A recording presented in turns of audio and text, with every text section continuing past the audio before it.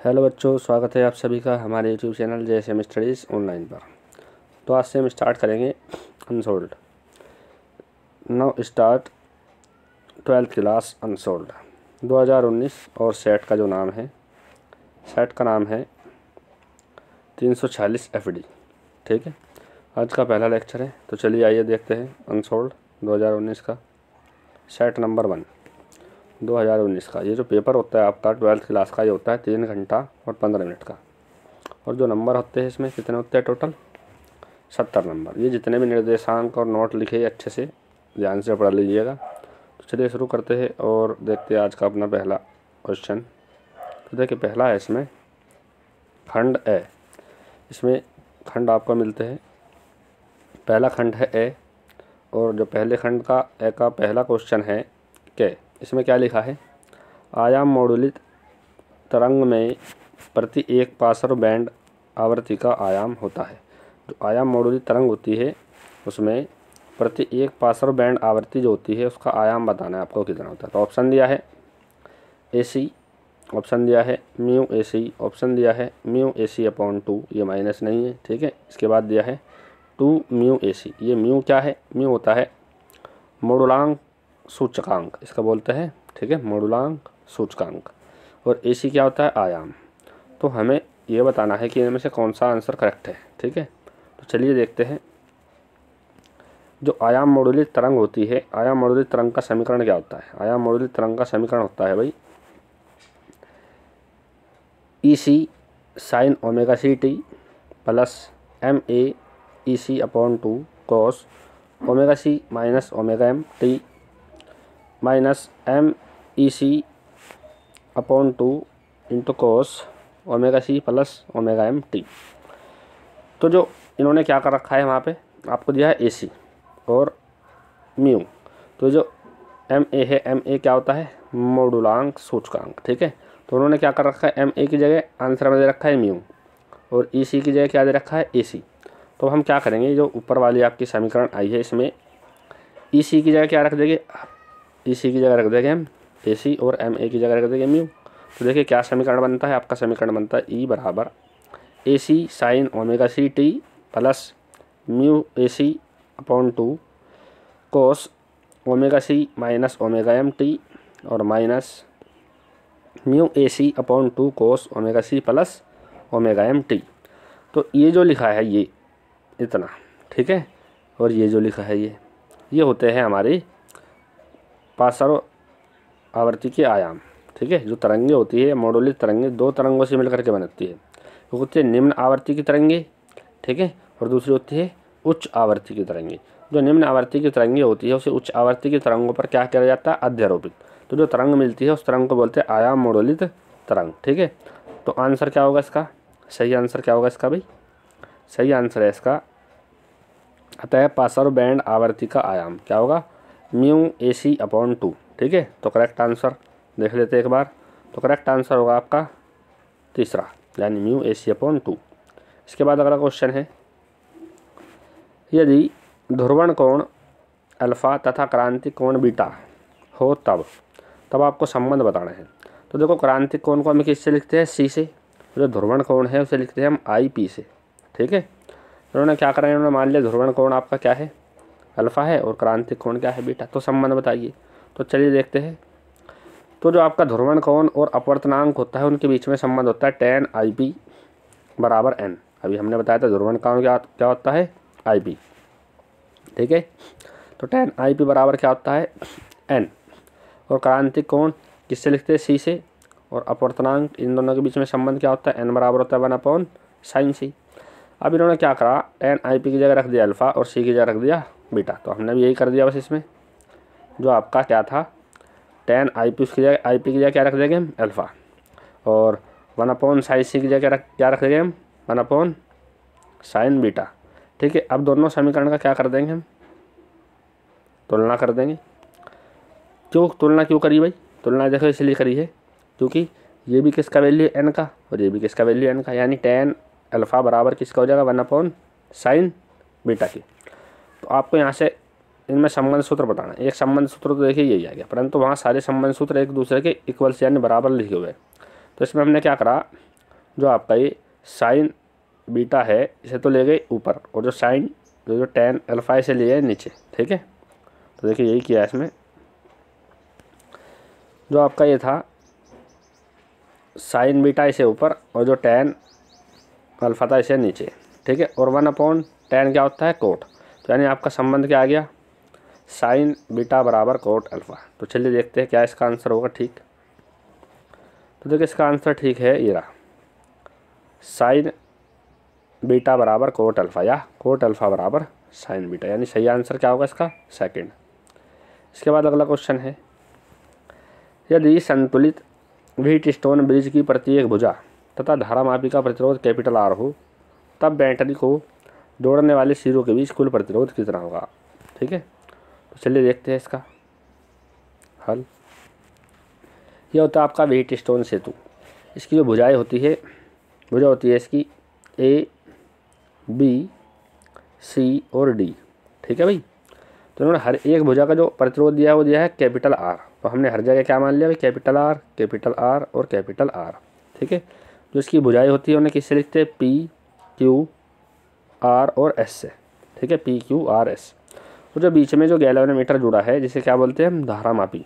तो जो धारामापी है इसका प्रतिरोध भी क्या दिया है, आर। तो ये हमने लिख दिया इसमें साइड में, जो इसका प्रतिरोध है वो भी क्या है भाई, आर है। ठीक है, तो इसमें कहा है ये संतुलित अवस्था में। तो संतुलित अवस्था का मतलब क्या होता है, जो आपकी धारामापी है इसमें कोई भी वैद्युत धारा प्रवाहित नहीं होती। यानी ये जो आपको रेखा दिख रही है, ये वाली लाइन, इसमें कोई भी वैद्युत धारा प्रवाहित नहीं होगी। यानी वैद्युत धारा यहाँ से चलेगी आई और दो पार्ट में डिवाइड होगी।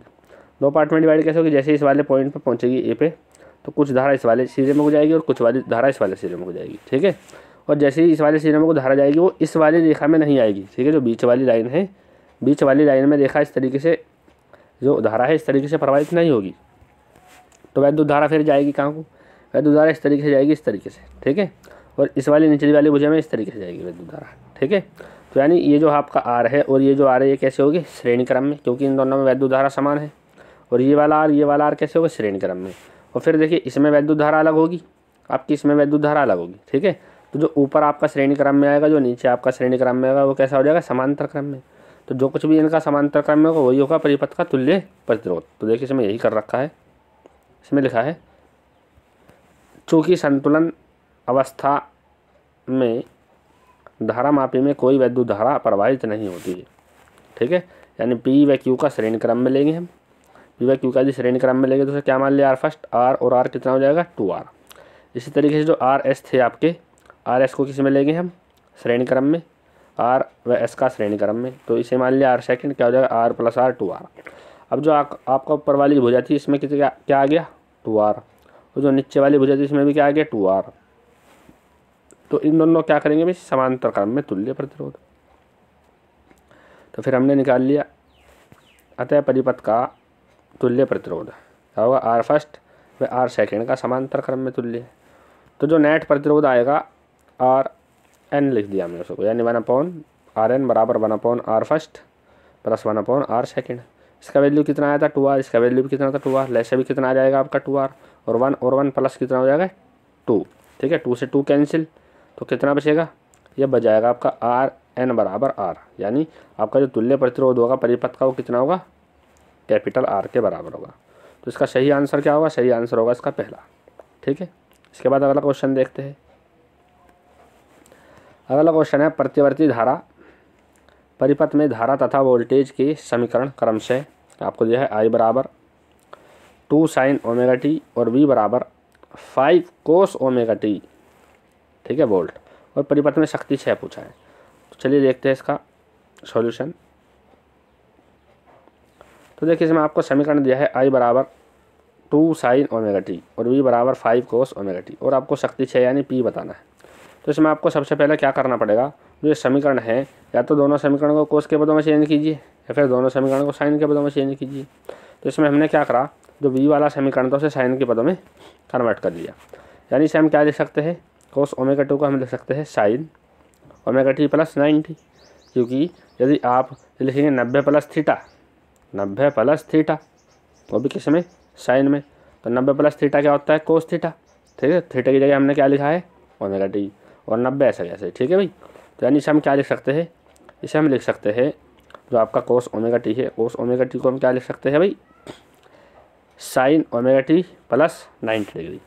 अब देखिए ये जो कुछ भी लिखा होता है ये, इसे बोलते हैं I0, इसे बोलते हैं V0, ये होते हैं शिखर वैल्यू, ठीक है, इन्हें बोलते हैं शिखर मान।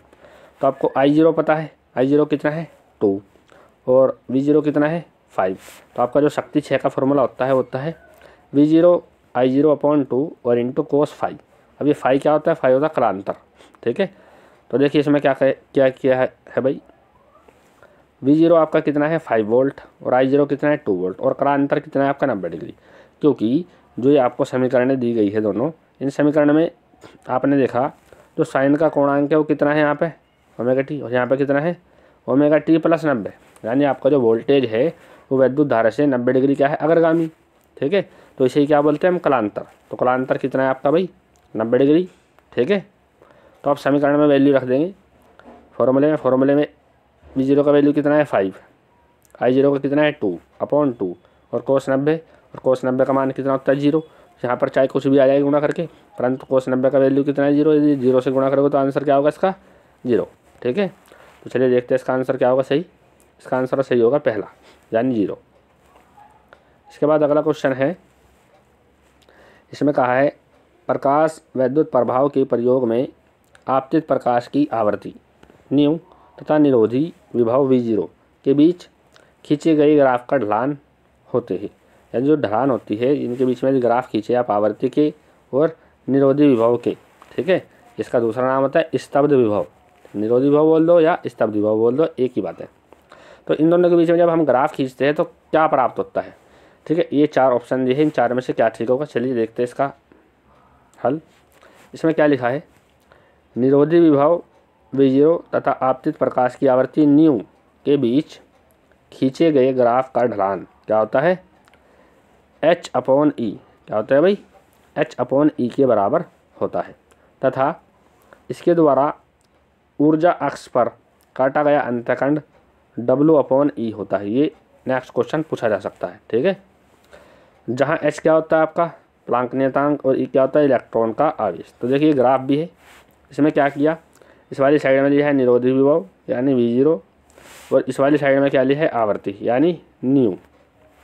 जब इन दोनों के बीच में ग्राफ खींचते हैं तो हमें एक ऐसा ग्राफ प्राप्त होता है और इनका जो ढलान है वो किसके बराबर होता है H/E, यानी आपका आंसर क्या होगा H/E। और जो ये ग्राफ है जिसे आप पीछे की ओर हटाओगे तो ये ऊर्जा के अक्ष पे जिस भी पॉइंट पे कट करेगा, ठीक है, वो वाली टोटल दूरी यहाँ से यहाँ तक की, यानी वो जो ऊर्जा का अंतःखंड है, ऊर्जा अक्ष का अंतःखंड, उसे क्या लिखते हैं, उसे लिखते हैं W/E और W क्या होता है कार्यफलन, ठीक है। इसके बाद देखिए इसमें क्या लिखा है, ये भी इम्पोर्टेंट है, ये भी क्वेश्चन में यानी पेपर में पूछा हुआ क्वेश्चन है। इसमें लिखा सीजियम का कार्यफलन बहुत कम, पोटेशियम का और अधिक, सोडियम का उससे अधिक तथा लिथियम का उससे भी अधिक होता है। यानी तो क्रम पूछा जाता है आपको, इसमें ये 4 धातुएं दे देते हैं, सीजियम है, पोटेशियम है, सोडियम है और लिथियम। पूछते हैं इनका जो कार्यफलन का घटता या बढ़ता क्रम लिखी। तो सबसे ज़्यादा कार्यफलन किसका होता है लिथियम का और सबसे कम किसका होता है सीजियम का, ठीक है। यानी आवर्त सारणी में ऊपर से नीचे की ओर जाने पर क्या होता है भाई, ऊपर से नीचे की ओर जाने पर कार्यफलन घटता है, ठीक है। तो सबसे ज़्यादा किसका होगा लिथियम का और सबसे कम किसका होगा सीजियम का। ये क्वेश्चन भी बन सकता है। तो यानी इसका सही आंसर क्या है, आपका सही आंसर है H/E। तो सही आंसर होगा इसका H/E यानी सेकंड है, ठीक है। इसके बाद अगला क्वेश्चन देखते हैं। अगला क्वेश्चन है 6, इसमें लिखा है एक नाभिकीय अभिक्रिया व्यक्त होती है, कैसे दे रखा है 2He4 प्लस ZXa, यह है Z परमाणु क्रमांक, ठीक है, ZXa और इक्वल्स 2 मतलब Z+2 Ya+3 और हमें क्या मिला है नया W। तो यही पूछा है W क्या है, ये जो W पार्टिकल मिला है W है, W क्या हो सकता है आपका इलेक्ट्रॉन, प्रोटॉन, न्यूट्रॉन और पॉजिट्रॉन, ठीक है।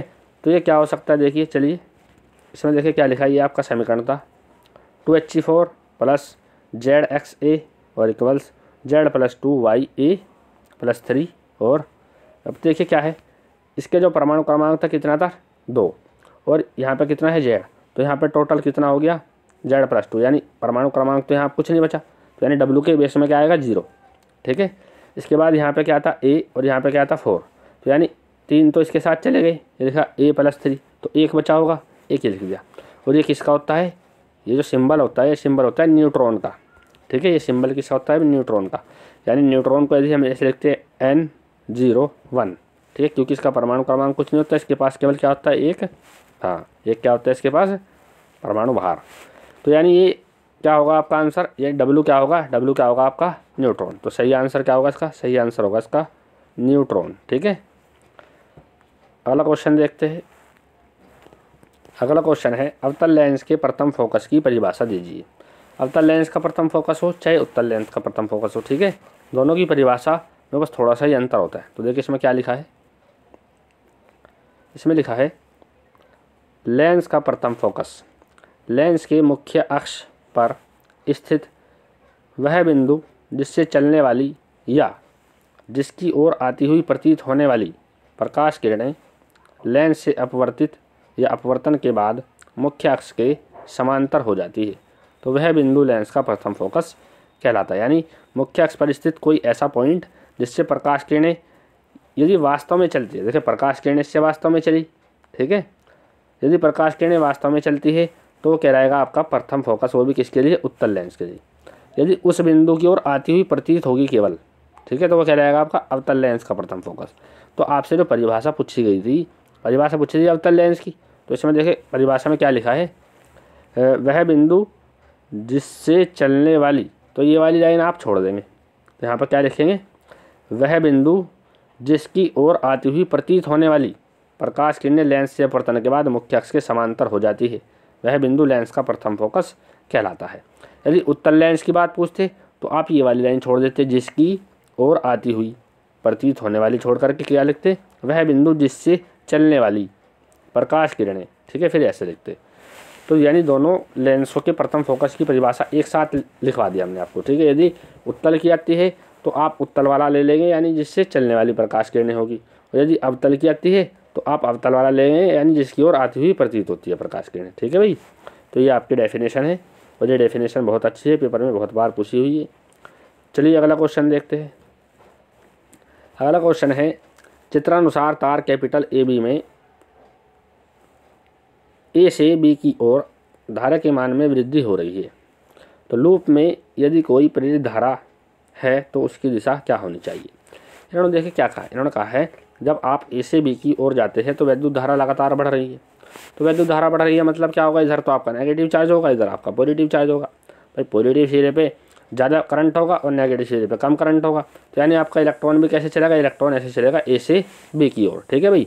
इसी कारण तो क्या है कि जो B सिरा है उस पर वैद्युत धारा का वैल्यू लगातार बढ़ रहा है। और जब वैद्युत धारा का लगातार वैल्यू बढ़ता है तो प्रेरित धारा की दिशा निकालने के लिए हम कौन सा नियम लगाते हैं, फ्लेमिंग के दाएं हाथ का नियम।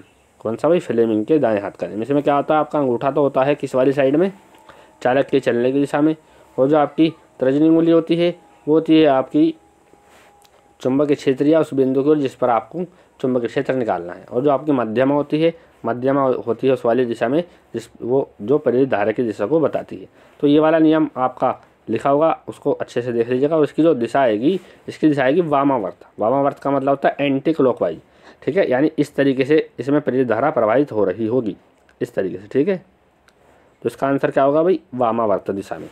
इसके बाद अगला क्वेश्चन है, अगले क्वेश्चन में कहा है एक कार्बन प्रतिरोध पर बैंड के रंग का क्रम लाल, काला, नारंगी, रजत है। इसका प्रतिरोध तथा सहायता यानी टॉलरेंस कितनी है। तो इसके लिए आपको ये सारणी जरूर याद करनी है। सारणी में देखिए क्या लिखा है, सारणी में क्रम लिख रखा है सभी कलर्स का, किसका क्रम क्या होता है, ठीक है। इसका जो सिंपल सा तरीका है याद करने का, सिंपल तरीका होता है BBROY, good boy very good wife, ठीक है, BBROY, good boy very good wife, ठीक है। तो BBROY का मतलब क्या है, यानी ब्लैक, ब्लैक के लिए जो आपकी पहली पट्टी होती है, इसमें देखिए 4 रंग की पट्टी होती है। सबसे पहली बात तो जो 4 रंग की पट्टी होती है उसमें से जो पहले रंग और दूसरे रंग की पट्टी है, यानी जो पहली और दूसरी पट्टी है, उनके लिए आप ये वाले अंक यूज़ करेंगे, और जो तीसरी पट्टी है उसके लिए आप ये वाली पावर्स यूज़ करेंगे, और जो आपकी चौथी पट्टी है, चौथी पट्टी के लिए एक अलग से सारणी बनती है, वो ये होती है, ठीक है। उसमें यदि चौथी पट्टी का रंग आपका सुनहरा है तो 5% होती है सहनशीलता या सहनदक्षता या टॉलरेंस। यदि चांदी की कलर की होती है तो 10% होती है, और यदि कोई कलर नहीं है तो फिर 20% होती है। यानी आपको इसमें क्या दिया गया है, क्वेश्चन में आपको दिया गया है भाई, जो पहली पट्टी है, पहली पट्टी का कलर है लाल, तो लाल के लिए देखिए आप, लाल आपकी पहली पट्टी है, तो रेड देखिए इसमें कहाँ पर है, रेड है आपका तीसरे नंबर पर, यानी आपका क्या आ जाएगा 2, ठीक है। और इसके बाद क्या दिया है, अगला कलर दिया आपको काला, तो देखिए काला यानी ब्लैक के लिए क्या आएगा 0, ब्लैक के लिए क्या आएगा 0। तो शुरू की 2 पट्टियाँ यूज हो गई। अब आती है तीसरी पट्टी की बारी। तीसरी पट्टी कौन सी है यहाँ पर, तीसरी पट्टी आपकी नारंगी के लिए देखिए क्या है, नारंगी के लिए है इसमें, यानी नारंगी यानी ऑरेंज के लिए है 3। तो आप क्या यूज़ करेंगे इस बार 10 की घात 3 गुणा 10 की घात क्या लिखेंगे 3, ठीक है। इसके बाद जो आपकी चौथी पट्टी है, चौथी पट्टी दी है आपको रजत यानी चांदी बोलते हैं इसे, ठीक है। तो चौथी पट्टी के लिए आप क्या यूज़ करेंगे, चौथी पट्टी रजत के लिए है +-10%। तो क्या होगा भाई, यहाँ पर लगाएंगे +-10%। तो आपका सही आंसर क्या होगा, 20 गुणा 10 की घात 3 और +-10%। ये क्या है, प्रतिरोध, तो इसीलिए इसका मात्रक भी क्या होगा, ओम। तो आपका सही आंसर क्या होगा, 20 गुणा 10 की घात 3 +-10%, ठीक है। तो ये सारणी आप अच्छे से एक बार देख लीजिए, और ये सारणी आपको याद होनी चाहिए।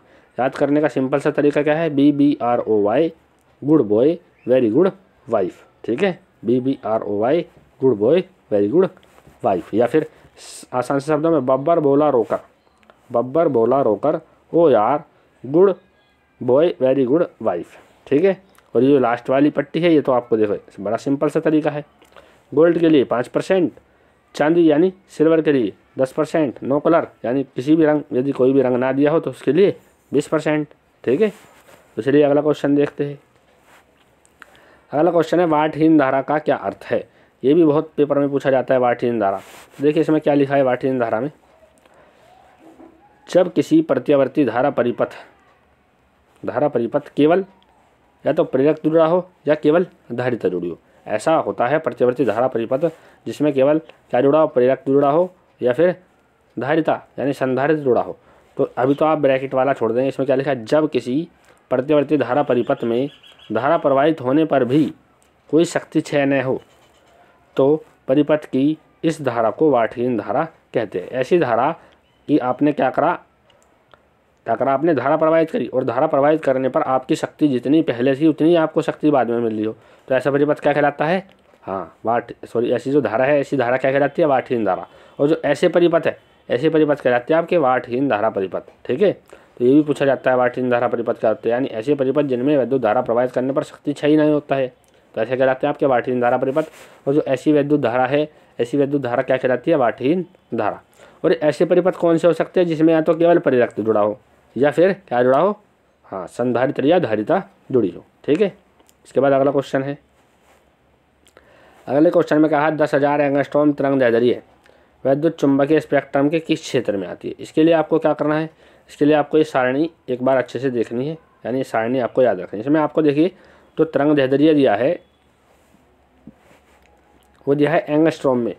तो एंगस्ट्रॉम यानी 1 2 3 4, एंगस्ट्रॉम का यदि मीटर में बदलेंगे तो 10 की घात क्या कर देंगे, -10 से गुणा कर देंगे। तो अब आपकी पावर ये कितनी है, +4, ये कितनी है, -4। तो यानी टोटल आपकी कितनी बचेगी, 10 की घात -6, और 1 क्या होगा इसके गुणा में, ठीक है भाई। तो यानी 10 की घात -6 की रेंज में जो भी आपका आंसर होगा, जो भी आपका पार्ट पड़ेगा, जो भी तरंग का नाम होगा, वही क्या होगा इसका आंसर। चलिए चेक करते हैं। ये आपको दिया है गामा किरणें। तो जो गामा किरणें होती है, गामा किरणों का आविष्कार किसी ने करा था, बैकुरल और मैडम क्यूरी ने। इसके लिए जो तरंग दैर्ध्य होती है 10 की घात -14 से 10 की घात -10, यानी वो तो है नहीं, वहाँ पर तो 10 की घात -6 था। आवृत्ति से अभी आपको कुछ लेना देना नहीं, परंतु इसका स्रोत क्या है, गामा किरणें कहाँ से निकलती है, परमाणुओं की नाभिकों का विघटन होने से। यानी जो परमाणु होते हैं उनके जब नाभिक टूटते हैं, नाभिकों का जब विघटन होता है, तब आपकी कौन सी किरणें निकलती है, गामा किरणें। इसके बाद आती है एक्सरे। एक्सरे की खोज किसने करी थी, रोंजन ने। तो जो इसकी परास होती है तरंग दैर्ध्य की, वो कितनी होती है, वो तो 10 की घात -11 से 10 की घात -8 मीटर के बीच में। और इसमें लिखा है तीव्रगामी इलेक्ट्रॉनों के भारी लक्ष्य पर टकराने से। जब तीव्रगामी इलेक्ट्रॉन किसी भारी लक्ष्य से टकराते हैं तब कौन सी किरणें निकलती है, एक्स किरणें। उससे क्या होता है, एक्स किरणों से क्या होता है भाई, जब हड्डी वगैरह टूट जाती है तो उनके एक्सरे भी करवाए जाते हैं। इसके बाद अगला है आपका पैराबैंगनी विकिरण। इसकी खोज किसने करी थी? रिटर ने, ठीक है। और इसकी जो तरंग दैर्ध्य की परास है वो कितनी होती है? 10⁻⁻8 से 10⁴ गुणा 10⁻⁻7 तक। और ये कहाँ से उत्पन्न हो सकती है? सूर्य से, विद्युत आर्क से, स्पार्क से, आयनित गैसों के विसर्जन से। सूर्य भी कौन सी किरणें निकालता है? पैराबैंगनी किरणें, अल्ट्रावायलेट रेडिएशन। ये बड़ा खतरनाक होता है, इससे स्किन कैंसर होता है, ठीक है। इसके बाद लिखा है इसमें विद्युत आर्क, यानी जो बिजली कड़कती है इसको बोलते हैं विद्युत आर्क। स्पार्क भी ऐसा ही होता है, ठीक है। और आयनित गैसों के विसर्जन से भी। इसके बाद अगला लिखा है इसमें दृश्य प्रकाश। दृश्य प्रकाश वो प्रकाश होता है जिसमें हम वस्तुएं देख सकते हैं, इसलिए लिखा विजिबल लाइट। इसकी खोज किसने करी थी? न्यूटन ने। और इसकी जो तरंग दैर्ध्य की रेंज होती है 4 × 10⁻7 से 7.8 × 10⁻7 मीटर के बीच में होती है, ठीक है। और इसे कहाँ से निकाला जा सकता है? इसका स्रोत क्या है? आयनित गैसों तथा तापदीप्त वस्तुओं से, यानी ऐसी वस्तुएं जिनका टेम्परेचर बहुत ज़्यादा हो, जिसे बोलते हैं हॉट रेड, मतलब हॉट रेड वस्तुएं, यानी रक्त तप्त, यानी बिल्कुल लाल सुर्ख। यदि किसी आपने क्या करा, कोई लोहे की छड़ ले लिया, उसे आग में बिल्कुल गर्म कर लिया, गर्म करने के बाद कैसी हो जाएगी? बिल्कुल लाल सुर्ख हो जाएगी। तो ऐसी जो आपकी वस्तु है तो उनसे भी कौन सी तरंगें निकलती है? कौन सा प्रकाश निकलता है? दृश्य प्रकाश। इसके बाद अगला है आपका अवरक्त विकिरण। अवरक्त विकिरण का जो तरंग दैर्ध्य का परास है वो कितना है? 8 × 10⁻⁻7 से 5 × 10⁻³ यानी देखिए 10⁻⁻7 से 10⁻³ के बीच में तो क्या आएगा आपका? 10⁻⁻6। भाई कहीं ना कहीं इसमें तो आएगा इन दोनों के बीच में 10⁻⁻6। तो यानी इसने पूछा था 10,000 जो एंगस्ट्रॉम है या 10⁻⁻6 तरंग दैर्ध्य वाली या मीटर वाली जो आपकी प्रकाश तरंगे है कौन से प्रकाश एरिया में पड़ती है? सही आंसर क्या है इसका? अवरक्त विकिरण। तो सही आंसर क्या होगा इसका? अवरक्त विकिरण। इसकी खोज किसने करी थी? हर्शेल ने करी थी, ठीक है। तो आपको आंसर मिल गया। ये सारणी आपको जरूर याद करनी है। इसके बाद देखते हैं इसमें आगे क्या है। आगे इसमें सूक्ष्म या माइक्रो तरंगे। इसकी खोज किसने करी थी? हर्ट्ज ने। और जो इसकी तरंग दैर्ध्य की परास होती है वो कितने होते हैं? 10⁻³ से 3 × 10⁻⁻1 मीटर तक, ठीक है। और ये कहाँ से निकल सकती है? मैग्नेटॉन नामक निर्वातित नलिका में 2 लीटर धारा प्रवाहित करने से, ठीक है। एक इंस्ट्रूमेंट होता है उससे। इसके बाद लिखा रेडियो तरंगे। इसकी खोज किसने करी थी? मार्कोनी ने। इसमें क्या लिखा है? इसकी जो रेंज होती है तरंग दैर्ध्य की 1 × 10⁻⁻1 से 10⁻4 मीटर तक। और ये कहाँ से निकल सकती है? 2 लीटर वैद्युत परिपथों से, ठीक है। तो ये रेंज आपको ध्यान रखनी है, ठीक है, कौन सी रेंज किसकी होती है। चलिए देखते हैं अगला क्वेश्चन क्या है। अगला क्वेश्चन है कला शब्द स्त्रोतों से आप क्या समझते हैं? जो कला शब्द स्त्रोत होते हैं वे क्या होते हैं? ये भी वेरी इंपॉर्टेंट है, बहुत बार पूछा हुआ क्वेश्चन है। तो देखिए इसमें क्या लिखा है।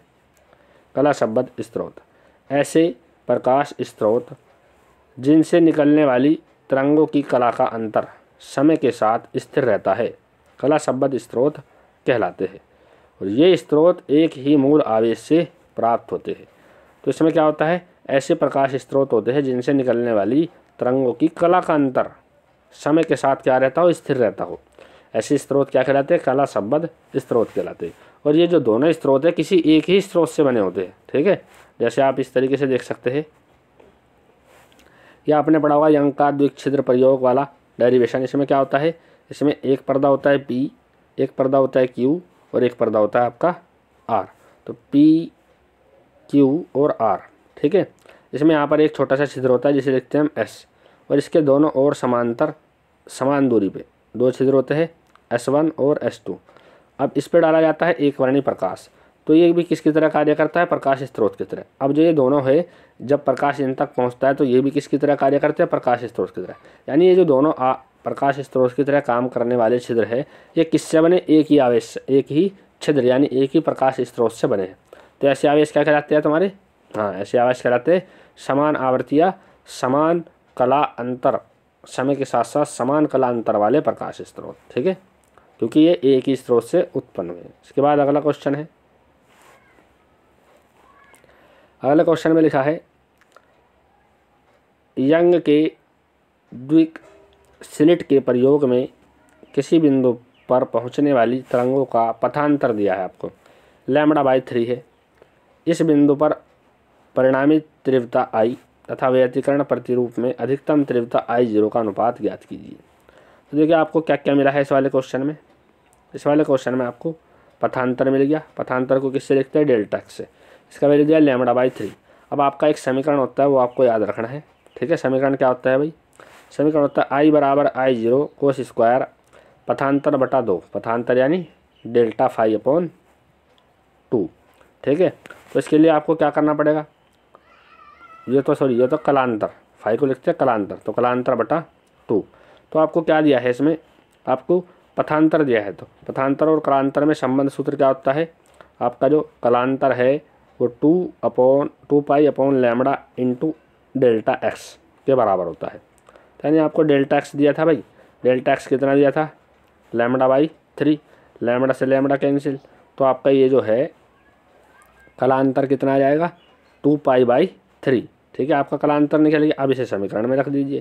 तो समीकरण क्या था? आपका समीकरण था I बराबर I0। I0 को हम क्या लिया है बेस में?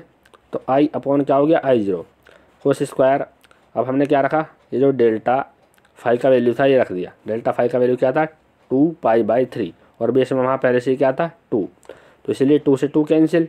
ठीक है, और पाई का वैल्यू कितना होता है? 180। 180 से डिवाइड कर दे, कितनी बार कटेगा? 180 से डिवाइड करने के बाद 60 बार। ठीक है, कितनी बार कट जाएगा भाई? 60 बार। तो देखिए जो आपका कोस 60 है, कोस 60 का वैल्यू कितना होता है? 1/2। अब इसका भी क्या करना पड़ेगा? स्क्वायर। तो स्क्वायर कर देंगे तो I अपॉन I0 का वैल्यू कितना आ जाएगा? 1/4। तो इसे कैसे लिखे हम? इन्होंने क्या पूछा था? अनुपात। तो अनुपात में कैसे लिखते हैं? I अनुपात I0 बराबर क्या होगा? 1/4। तो सही आंसर क्या होगा इसका? 1/4। इसके बाद अगला क्वेश्चन है। अगले क्वेश्चन में लिखा है 3 माइक्रोकुलाम का एक बिंदु आवेश XY निर्देश तंत्र के मूल बिंदु पर स्थित है। बिंदु एक दिया आपको 5A0 और बिंदु बी दिया आपको -3A 4A के बीच हमें क्या बताना है? विभवांतर बताना है। तो देखिए ऐसा है चित्र आपका, इसमें आपको दिया है ये है आपका y अक्ष, ये है x अक्ष पॉजिटिव, ये -x और नीचे क्या होगा? -y। तो इसमें आपको जो एक A पॉइंट है, ये वाला कौन सा पॉइंट है? A। तो जो A पॉइंट दिया है उसके कोऑर्डिनेट दिए थे 5A0। 5A0 ये मान लिया हमने, यहाँ कहीं क्या होगा? 5A और 0 यानी y तो इसमें कोई दूरी है ही नहीं, तो इसलिए क्या हो जाएगा? 0। इसके बाद जो हमें दूसरा कोऑर्डिनेट दिया था बिंदु B दिया था 3A और 4A, यानी ये जो x अक्ष पे दूरी कैसी होगी? 3A, वो भी कैसी होगी? माइनस की, तो माइनस x अक्ष की ओर ले लिया। और आपका 4A कैसे दिया था? पॉजिटिव, तो आपका 4A ले लिया पॉजिटिव अक्ष की ओर। ठीक है, ये वाला होगा 4A। ठीक है भाई। और जो मूल बिंदु है, मूल बिंदु पर क्या रखा है? एक आवेश। आवेश कौन सा रखा है? ये रखा आपका आवेश कितना है? 3 माइक्रोकुलाम का। तो आपने क्या करना है? इस आवेश से हर एक पॉइंट की दूरी देखनी है। पॉइंट A की दूरी कितनी है? पॉइंट A की दूरी आपको पता है 5A। अब जो पॉइंट B है उसकी ये वाली दूरी आपको चेक करनी पड़ेगी कितनी है। तो ये वाली दूरी आपको दिया है कितना? 4A। ये वाली दूरी दिया है 3A। तो ये क्या हो गया आपका? 90 डिग्री। ठीक है, ये क्या हो गया आपका? 90 डिग्री। ठीक है, ये क्या है आपका? लंब। ये क्या है? आधार। तो ये क्या होगा? कर्ण। ठीक है, ये क्या होगा भाई? कर्ण। तो बस कर्ण निकाल लीजिए। तो इसमें हमने कर्ण निकाल लिया। कर्ण क्या था आपका? कर्ण था BO। ये वाली भुजा है ना भाई, ये वाली भुजा BO, तो BO निकाल लीजिए। तो इसमें क्या करा? सबसे पहले BO या OB कह दो से ये निकाल लेंगे। तो BO कैसे निकाल लेंगे? लंब का वर्ग जमा आधार का वर्ग। लंब यानी 4 चौक 16 और A स्क्वायर, 3 तिया 9 A स्क्वायर, इन्हें जोड़ देंगे तो कितना हो जाएगा? 25 A स्क्वायर। 25 का कितना आ जाएगा बाहर? 5 A स्क्वायर। तो अब आपकी ये वाली दूरी यहाँ से मिल गई आपको, यानी ये वाली दूरी मिलेगी। OB कितनी आ गई? 5A। ठीक है, ये भी कितनी थी? 5A। तो आपको इस वाला पॉइंट और इस वाले पॉइंट के बीच में क्या बताना है? विभवांतर कितना होगा। तो विभवांतर देखने के लिए आपको B पॉइंट पर विभव निकालना पड़ेगा और A पॉइंट पर विभव निकालना पड़ेगा। तो आइए चलिए निकालते हैं पॉइंट A और पॉइंट B पर विभव। तो सबसे पहले हमने देखा ये जो आपका 3 माइक्रोकुलाम का आवेश था उसके कारण पॉइंट A पर विभव कितना हुआ था। विभव का फॉर्मूला क्या होता है? VA बराबर 1/4 pi epsilon Q upon R। ठीक है भाई, फॉर्मूला लगा दिया हमने ये वाला। तो इसके लिए हमने क्या करा? फॉर्मूला लगाया। फॉर्मूले में क्या करा? आवेश कितना था आपका? 3 माइक्रोकुलाम। माइक्रोकुलाम को किस में बदल दिया? कुलाम में 10⁻⁻⁶ से गुणा कर दिया। जो आपकी आवेश की दूरी थी वो कितनी थी? 5A। तो यहाँ पर क्या रख दिया? 5A। इसी प्रकार जो आपका 3 माइक्रोकुलाम है उसके कारण बिंदु बी पर क्या देखेंगे हम, विभव। तो उस पर विभव देखेंगे भाई। तो विभव का फॉर्मूला क्या होगा इसके लिए भी,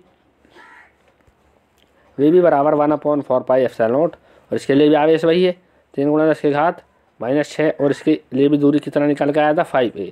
तो आपको पॉइंट ए पर विभव पता चल गया, पॉइंट बी पर विभव पता चल गया। अब आपसे क्या पूछा था, इन दोनों बिंदुओं के बीच में विभव का अंतर यानी विभवांतर बताइए। तो भाई दोनों क्या कर देंगे, डिफरेंस कर देंगे।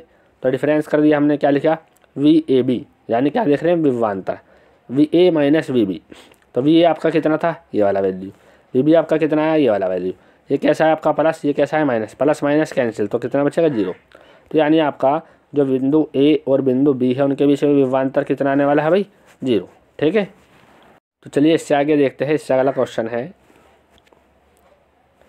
दिए गए वैद्युत परिपथ की सहायता से वोल्टमीटर का पाठ्यांक ज्ञात कीजिए। यानी आपको ये डायग्राम दिया है, डायग्राम में आपको ये जो वोल्टमीटर जुड़ा है इसका पाठ्यांक बताना है। आपको जो पहली सेल है, पहली सेल का जो वैद्युत वाहक बल है वो दिया है 18 वोल्ट, और उसके लिए प्रतिरोध कितना है, इसे बोलते हैं स्मॉल आर को आंतरिक प्रतिरोध। तो आंतरिक प्रतिरोध पहली सेल का कितना दिया है, 2 ओम। दूसरी सेल के लिए जो विद्युत वाहक बल दिया है E2 वो दिया है 12 वोल्ट, और जो आपका प्रतिरोध है वो कितना है, 1 ओम। तो ये जो आपका वोल्ट मीटर लगा है इसका पाठ्यांक यानी इसका वैल्यू बताना कितना है। ठीक है। तो इसके लिए हम क्या करेंगे, जो पहली सेल है पहली सेल से देखें कितना वैद्युत धारा प्रवाहित हो रही है, दूसरी सेल से देखें कितना वैद्युत धारा प्रवाहित हो रही है। दोनों को देखें पॉजिटिव सिरे एक ही साइड में, तो इससे जो वैद्युत धारा चलेगी इस तरीके से प्रवाहित होगी, इससे जो वैद्युत धारा चलेगी इस तरीके से प्रवाहित होगी, और जैसे इस वाले पॉइंट पे पहुंचेगी तो दोनों की वैद्युत धारा कैसी हो जाएगी, एक साथ मिक्सअप यानी मिल जाएगी। तो देखिए इसका हल देखते हैं भाई। तो इसमें यही किया, जो आपकी पहली सेल थी उससे निकलने वाली धारा को क्या मान लिया I1, और जो दूसरी सेल थी उससे निकलने वाली धारा को क्या मान लिया I2, और जैसे ही यहाँ पर पहुँचेगी तो टोटल वैद्युत धारा क्या हो जाएगी, I1 + I2। तो सबसे पहले आपने क्या करना है, I1 निकालना है और I2 निकालना है। चलिए निकालते हैं I1 और I2। यदि आप I1 निकालोगे तो फॉर्मूला क्या होगा, E1/R1। E1 का वैल्यू कितना है 18, और R1 का वैल्यू कितना है 2, तो कितना आ जाएगा आपका वैद्युत धारा I1 9 एम्पियर। इसी प्रकार से I2 निकाल लेंगे। I2 कैसे निकाल लेंगे भाई, E2/R2।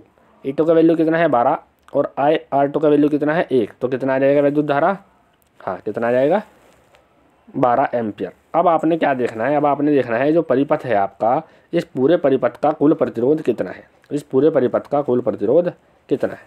तो ये जो पूरा परिपथ है, इस पूरे परिपथ में आपको केवल 2 ही प्रतिरोध दिखाई दे रहे हैं कि ये 2 ओम और एक ही 1 ओम, और इसमें भी धारा अलग अलग है। इसमें I1 वैद्युत धारा है, इसमें I2 वैद्युत धारा है। जब वैद्युत धारा अलग अलग होती है तब हम क्या करते हैं, समांतर क्रम में निकालते हैं। यानी इन दोनों का हमें क्या निकालना पड़ेगा, समांतर क्रम में प्रतिरोध, और वही क्या होगा, तुल्य प्रतिरोध। तो देखिए इनका चलिए समांतर क्रम में प्रतिरोध निकालते हैं। तो इसमें लिखा है अतः परिपथ का कुल प्रतिरोध R1 व R2 का समांतर क्रम में प्रतिरोध क्या होता है, 1/Rn। नेट प्रतिरोध के लिए Rn बराबर 1/R1 + 1/R2। इसका वैल्यू किया था R1 का 2, और R2 का वैल्यू कितना था 1, तो लेसा कितना आ जाएगा आपका 2, और ऊपर की दोनों संख्या जुड़ जाएगी तो टोटल आपका प्रतिरोध कितना आ जाएगा 3/2। यानी इसे जब हम पलटेंगे, इसे ऊपर ले जाएंगे, इसे भी ऊपर पलट देंगे तो कितना हो जाएगा 2/3। यानी आपका टोटल प्रतिरोध कितना आ गया, परिपथ का प्रतिरोध आ गया 2/3 ओम। ठीक है।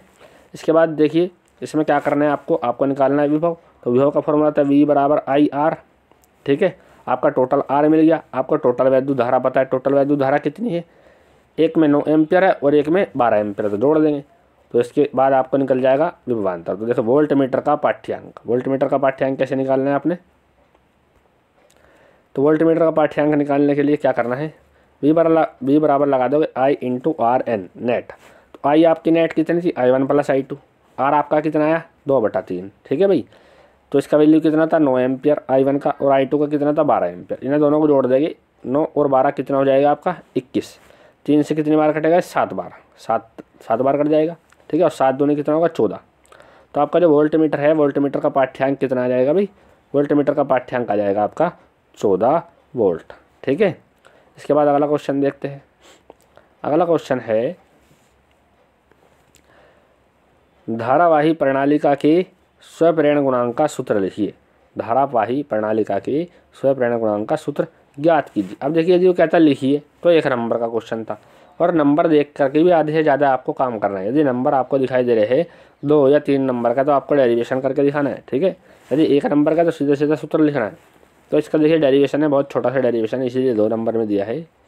इसमें लिखा है लंबी प्रणालिका का स्वप्रेरकत्व, ठीक है, self inductance of a long solenoid. इसमें क्या लिखा, माना एक लंबी वायु करोड़, प्रणालिका की लंबाई स्मॉल एल तथा परिच्छेद क्षेत्रफल कैपिटल ए, प्रणालिका में फेरों की कुल संख्या कैपिटल एन तथा उसमें प्रवाहित धारा स्मॉल आई है। इसके बाद देखिए हमारे पास जो फॉर्मूला होता है उसमें हमें क्या निकालना है, सबसे पहले प्रणालिका के भीतर चुंबकीय क्षेत्र कितना होगा। तो चुंबकीय क्षेत्र कितना होता है, μ0 Ni/L। ये सब डेरिवेशन है, आपको अच्छे से देख लेना है, ठीक है। इसके बाद क्या लिखा है, इसके बाद आपने निकालना है चुंबकीय फ्लक्स, यानी प्रणालिका से बद्ध कितना चुंबकीय फ्लक्स है। चुंबकीय फ्लक्स का वैल्यू होता है BA। आपने B का वैल्यू भी निकालना था, μ0 Ni/L, बस क्या करना है, A से गुणा करना है। तो यह क्या निकल गया, आपका चुंबकीय फ्लक्स। इसके बाद आपने देखना है प्रणालिका का स्वप्रेरकत्व, यही जो हमसे पूछा था। तो लंबी प्रणालिका का स्वप्रेरकत्व का फॉर्मूला होता है N∅/I।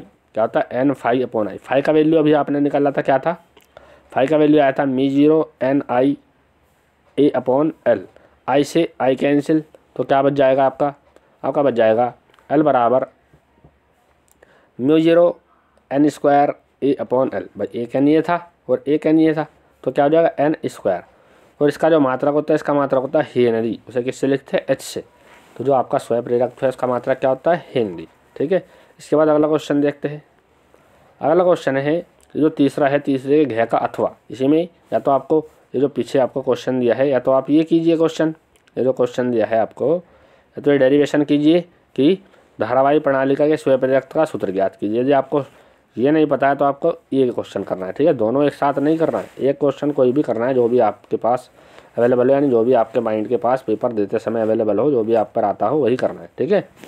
तो देखिए अगला क्वेश्चन क्या था, इसमें लिखा एक प्रत्यावर्ती धारा स्रोत के वोल्टेज तथा धारा के समीकरण दिया है आपको। प्रत्यावर्ती वोल्टेज का समीकरण दिया और धारा का समीकरण दिया है। तो क्या दिया है इसमें, E बराबर 220√2 sin ω/t प्लस π/6 और I बराबर दिया 15√2 sin ω/t माइनस π/6 और पूछा है E व I के बीच कलांतर बताइए और परिपथ में शक्ति 6 बताइए।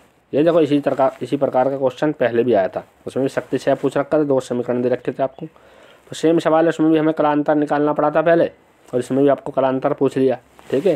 इसके बाद शक्ति 6 वहाँ पर भी निकाला था, यहाँ पर भी शक्ति 6 निकाल लेंगे। उससे पहले देखिए हम क्या करेंगे, तुलना कर देंगे समीकरण की। तो तुलना करेंगे, E बराबर लिखा है 220√2 sin ω/t प्लस π/6। तो समीकरण क्या होता है, E बराबर E0 sin ω/t प्लस φ1। इसी तरीके से दूसरा समीकरण लिखा है वैद्युत धारा का, I बराबर 15√2 sin ω/t माइनस π/6 और इसी की तुलना कर देंगे हम, I बराबर I0 sin ω/t माइनस φ2। यदि यहाँ पर प्लस होता तो हम यहाँ पर भी प्लस ही लिखते, ठीक है। जैसा समीकरण आपको दिया होगा वैसा ही समीकरण से आपको तुलना भी करनी है, ठीक है। इसके बाद देखिए क्या करेंगे हम, तो आपका E0 की जगह यहाँ पर क्या लिखा है, E0 की जगह लिखा आपका 220√2। I0 की जगह यहाँ पर क्या लिखा है, I0 की जगह लिखा है 15√2, ठीक है। φ1 की जगह लिखा है π/6, φ2 की जगह लिखा है माइनस π/6। तो आपको देखिए वैल्यू इसमें से निकालनी है। वैल्यू निकाल लिया हमने, I0 का वैल्यू आ गया और E0 का वैल्यू, दोनों का वैल्यू निकाल लिया यहाँ पे, ठीक है। इसके बाद आपको φ1 कितना दिया था, φ1 था आपका π/6 और हमको क्या करना, कला अंतर यानी कलाओं का अंतर करना है। अंतर के लिए φ1 माइनस φ2 करेंगे और φ1 का वैल्यू कितना आया था, π/6 और बीच में माइनस, और वह कैसा था, माइनस π/6। तो माइनस माइनस क्या हो जाएगा, प्लस, ठीक है। माइनस माइनस क्या हो जाएगा भाई, प्लस। प्लस कर लेंगे, तो प्लस कर लिया, ठीक है। और 2 से कितने बार कट गया, 3 बार, तो कितना आ गया π/3 और पाई का वैल्यू कितना होता है 180। 180 को हम 3 से क्या कर देंगे, डिवाइड, तो कितना आ जाएगा 60। तो आपका कलांतर कितना आ गया, पहला जो आपसे पूछा गया था वो कितना आ गया 60 डिग्री। इसके बाद आपने क्या बताना है, शक्ति 6। तो देखिए शक्ति 6 का फॉर्मूला क्या होता है, P बराबर E0 I0/2 into cos φ। E0 का वैल्यू कितना था 220√2, I0 का वैल्यू कितना था 15√2 और बटा 2 और φ का वैल्यू कितना था 60, ठीक है भाई। तो इसमें क्या करना है आपको, √2 और √2 कितना हो जाएगा आपका 2, √2 इंटू √2 कितना हो जाएगा 2। 220 और 15 ये लिखा, 220 और 15 ऐसा कैसे लिखा, ठीक है भाई। अब जो √2 क्या हो गया था 2 से 2 कैंसिल, और इस वाले 2 से ये 220 को हम काट दे कितने बार 10 बार, तो आपका ऊपर क्या बचा 110 गुणा 15, 110 और गुणा 15 की गुणा करने के बाद आपका आंसर क्या आ जाएगा, आपका आंसर आ जाएगा P बराबर 1650 वॉट, ठीक है। जो शक्ति होती है, शक्ति का जो मात्रक होता है वो क्या होता है वॉट, ठीक है। आज के लिए इस वाले सेशन में इतना ही करेंगे हम। क्वेश्चन 3 अनसोल्ड जो आपका 2019 का है, सेट है 246 FD, इसमें हमने इसके 3 क्वेश्चन कंप्लीट किए। अगला जो हम शुरू करेंगे इसका लेक्चर नंबर 2 जो होगा, लेक्चर नंबर 2 में हम इसके अगले 3 क्वेश्चन सॉल्व करेंगे, यानी क्वेश्चन नंबर 4 से लेकर 6 तक। उसके बाद जो इसका तीसरा लेक्चर होगा, तीसरे लेक्चर में हम बचे हुए क्वेश्चन जितने भी होंगे सारे के सारे सॉल्व करेंगे, यानी हम एक अनसोल्ड को 3 लेक्चर के अंदर कवर करेंगे, ठीक है। यदि आपको कुछ प्रॉब्लम हो तो आप कमेंट करके ज़रूर पूछ लीजिएगा। आज के लिए इतना ही। Thank you very much for watching.